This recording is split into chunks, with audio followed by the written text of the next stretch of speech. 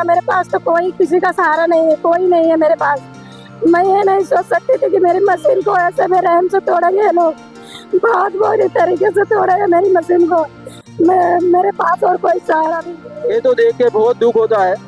मैं और भी जो समाज सेवक है उनसे कहूँगा कि आप लोग भी ये महिला के लिए, इनके साथ में जो ये आहत हुआ, इनके साथ में जो प्रशासन ने इनके साथ में जो दुर्व्यवहार किया, आप उसको आके देखें।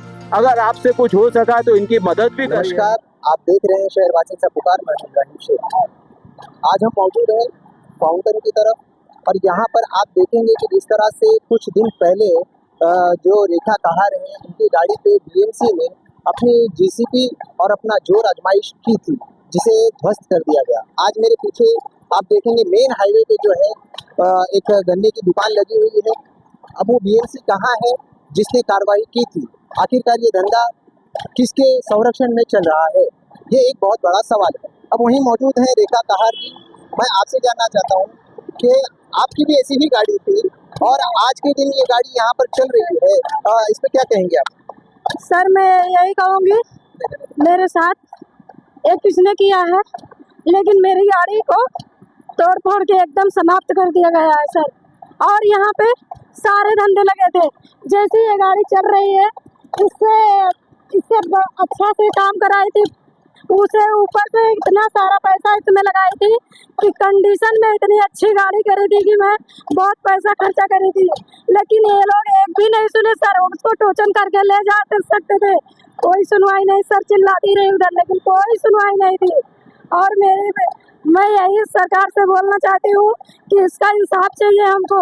हम गरीब थे, ये बच्चा छोटा चला रहा था गाड़ी, मेरा छोटा लड़का था, और कोई सुनवाई नहीं, मेरी कोई भी सुनवाई नहीं की सर। और मेरे साथ जो किए सर, मेरे बच्चे को लेके मैं इधर ही भूख हड़ताल करूंगी। अगर मेरा इंसाफ नहीं मिला तो मैं जान दे दूंगी, लेकिन मैं ऐसे चुप नहीं बैठूंगी, क्योंकि मेरी रोजी रोटी थी। मैंने पैसा डाली थी, एक पैसा भाजी की दुकान थी मेरी, उसमें इकट्ठा करके पैसा मैंने काम कराई थी ये मशीन का। और इतना सारा पैसा डाल के बाहर से मशीन कारीगरी से बन के आई थी। अच्छा, आपसे एक और सवाल है कि जिस तरह से यहाँ पर जो कार्रवाई हुई, सिर्फ और सिर्फ क्या आपकी ही गाड़ी को टारगेट करके तोड़ा गया? टारगेट करके मेरे बच्चे को, दोनों को, एक पकड़ के एक चलाता था, और उसको उतारे गाड़ी से। और मौजूद कौन सा बच्चा था? मौजूद परमानेंट ये बच्चा चलाता था मेरा, जो साइड में खड़ा है। और दूसरा बच्चा, उस दिन इसकी तबीयत खराब हो गई, बोला मम्मी मैं जाता हूँ। फिर मैं मना करी, लेकिन बोला मैं जाता हूँ मम्मी लेके। और वो आया था, ये था नहीं, इसको तो सब जानते हैं।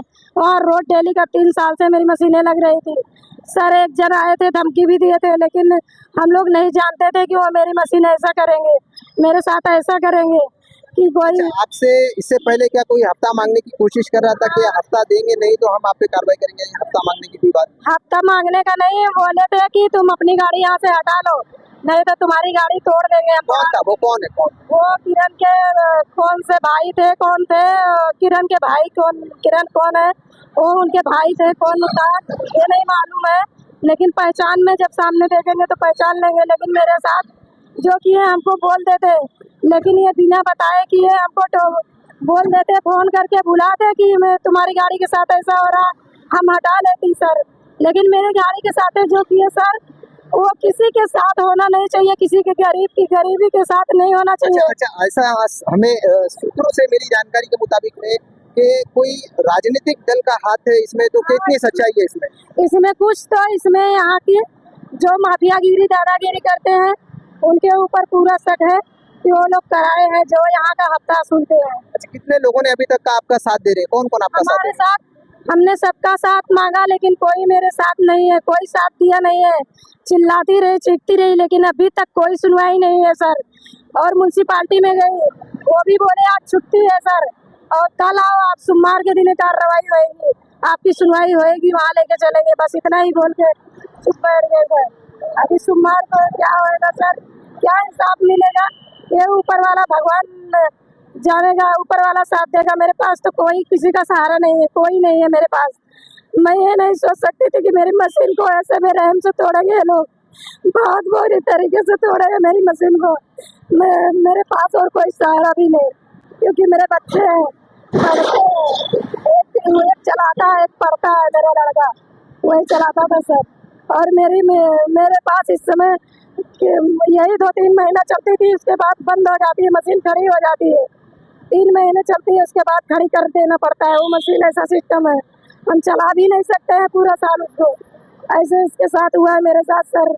इंसाफ मैं अब सबसे इंसाफ मांग रही हूँ, चीख से। यहाँ से सरकार से भी बोलती हूँ, मेरी मदद करो, इंसाफ करो मेरे साथ, बस मैं यही चाहती हूँ और कुछ नहीं। मैं बर्दाश्त नहीं हो रहा मेरे से, कुछ मैं बोल नहीं सकती हूँ, मैं क्या करूँगी। हमारे साथ में मौजूद जो है यहाँ पर जो राष्ट्रवादी पार्टी के हैं, मैं उनसे भी जानना चाहता हूँ कि जिस तरह से आज के वक्त में यहाँ पर ये जो बीएमसी की जो कार्रवाई है वो कहीं ना कहीं दोहरा रवैया देखने को मिल रहा है, इस पे आप क्या कहेंगे? ये देखिए, कल ये न्यूज़ आई थी पुकार से, कल की न्यूज़ मैंने देखा था। ये जो वाकया हुआ है ये फाउंटेन होटल के सामने, इसको वर्सोवा कोना बोलते हैं, सर्कल है। यहाँ पे मैंने देखा है कि कम से कम 15-20 धंधे लगे हैं और ये गन्ने का रस जो निकाल के लोगों को पिलाया जाता है, ये मुश्किल से 10 रुपया गिलास आता है। गन्ने के रस की कम से कम यहाँ पे 5 गाड़ी लगी हुई है। इनकी गाड़ी जो थी वो भी गन्ने के रस की गाड़ी थी। तो गाड़ी को बोलते हैं कि रोक दिया गया, आदमी को घसीट के उतारने के बाद सिर्फ इन्हीं के गाड़ी के ऊपर बुलडोजर चलाया गया। तो ये देख के तो मुझे बहुत आहत हुआ कि ऐसा क्यों हुआ। क्या ये 3 साल से गाड़ी का जब यहाँ पे धंधा लगा रही है, 3 साल से क्या कोई ठेकेदार या तो कोई प्रशासन वाला या तो कोई ऑफिसर से इनका कांटेक्ट नहीं हुआ क्या? ये बोलती है हर रोज हम 90 रुपया और अभी 120 रुपया जो नगर पालिका लेके जाती है, धंधा लगाने से पहले ही 9 बजे 10 बजे आके 120 रुपये की पावती फाड़ी जाती। उसके बावजूद ऐसा क्या हुआ? ये अयोध्या की है और यहाँ पर 20 साल से रह रही है। इनके 2 बच्चे हैं, एक बच्चा अभी 12वीं पास किया हुआ है, वो बच्चा भी इतने धूप में गन्ने की गाड़ी पे खड़ा रहता है। बड़ा बच्चा 12वीं पास किया, उसे कई काम उसे मिला नहीं है, रोजगार मिला नहीं है। इनके पति है वो टेम्पररी ड्राइवर है, उन्हें भी काम धंधा नहीं है। अपने बच्चे का पेट पालने के लिए ये महिला अपने जवान बच्चे को 12वीं पास बच्चे को धूप में लेके काम कर रही है। ऐसा मालूम होता है कि कोई ऐसा है जो मतलब इन्हें पसंद नहीं करता, इनके धंधे को पसंद नहीं करता।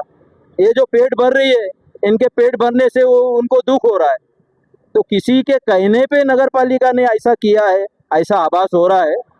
और मैं सरकार से कहूँगा, अगर आप रोजगार नहीं देना चाहते हैं तो कृपया अगर आप मामला अगर ऐसा कोई आप हथकंडा इस्तेमाल कर रहे हैं, उद्ध्वस्त कर रहे हैं, तो उन्हें कुछ मौका दिया जाए, उन्हें कोई वार्निंग, कोई लेटर, या तो आप आने के पहले बोलो आपकी गाड़ी 10 मिनट में यहाँ से हट जाए।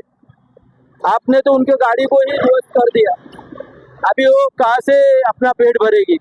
और 2 दिन से वो रो रही है।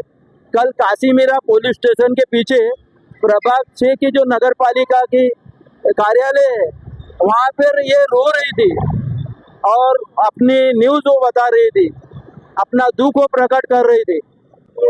ये तो देख के बहुत दुख होता है। मैं और भी जो समाज सेवक है उनसे कहूँगा कि आप लोग भी ये महिला के लिए, इनके साथ में जो ये आहत हुआ, इनके साथ में जो प्रशासन ने इनके साथ में जो दुर्व्यवहार किया, आप उसको आके देखें। अगर आपसे कुछ हो सका तो इनकी मदद भी करिए। अगर इनके बच्चों को अगर कहीं सही जगह पे काम मिलेगा तो उनको कोई अच्छी जगह पे काम पे लगा दीजिए। और भी यहाँ पे 15-20 लोग हैं, कल आप आएंगे उनको भी तोड़ देंगे, तो वो लोग जाएंगे कहाँ पे? और ये सर्कल इतना बड़ा है, यहाँ पर अभी कोई कामकाज चालू नहीं है। सर्कल से एकदम दूर में एक कोने पे और भी गाड़ी लगी है, बड़े बड़े लोगों की गाड़ी लगी है। ऐसे लोग भी धंधा कर रहे हैं जिनके ऊपर बहुत बड़ा प्रशासन का साया भी है, प्रशासन के नाम से वो लोग चालू कर रहे हैं, तो इनको भी दीजिए। ये भी अपने बच्चों का पेट भर रही है, यहाँ 20 साल से रह रही है। ये कहाँ अयोध्या जाएगी?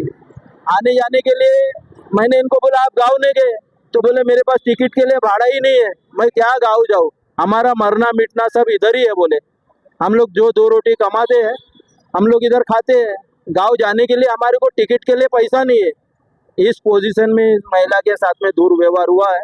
मैं प्रशासन से और माननीय आयुक्त साहब से भी गुजारिश करूंगा, चलो आपने कार्रवाई की है, आपने अपने हिसाब से सही भी किया होगा, लेकिन यहाँ पर ऐसा आभास हो रहा है कि ये किसी के कहने पर हुआ है। क्योंकि अगर ऐसा नहीं रहता तो और भी गाड़ियों को ध्वस्त किया जाता, और भी गाड़ियों को हटाया जाता। लेकिन अभी यहाँ पे 15 गाड़ी चालू है, 4 गन्ने के रस की गाड़ी भी चालू है, नींबू शरबत भी चालू है, वड़ा पाव की गाड़ी भी चालू है। तो ये क्या हो रहा है? किसी एक के ऊपर अन्याय करना, अपना कानून उसके ऊपर इस्तेमाल करना, ये मेरे हिसाब से सही नहीं है। बहुत बहुत शुक्रिया हमसे बात करने के लिए। ये थे राष्ट्रवादी के एक प्रवक्ता जिन्होंने हमसे ये जानकारी साझा की है कि जिस तरह से महानगर पालिका ने ये जो कार्रवाई की है कहीं ना कहीं किसी के इशारे पे की है। हमें सूत्रों से मिली जानकारी के मुताबिक ये जो कार्रवाई है किसी बड़े दिग्गज नेता के कहने के विरुद्ध है, और वो नेता को क्या ये नजर नहीं आता कि सिर्फ और सिर्फ क्या एक महिला पे, एक बेसहारा महिला पर ही अपना जीसीपी की जो कार्रवाई वो करनी चाहिए, बीएमसी अपना हथौड़ा चलाना चाहिए, या फिर आसपास के जितने धंधे एक जैसे लगे हुए थे उन सब पे कार्रवाई होनी चाहिए। अभी हम यहाँ मौजूद हैं, आपने देखा होगा कि सामने एक धंधे चालू भी है, सेम वैसी ही गाड़ी है। अब मैं कहूँगा कैमरामैन को कि वो दिखा दीजिए, ये गाड़ी यहाँ पर देखिए, और मेन हाईवे पे खड़ी हुई है, एक्सीडेंट भी हो सकता है, जबकि इनकी गाड़ी किनारे पे लगी हुई थी।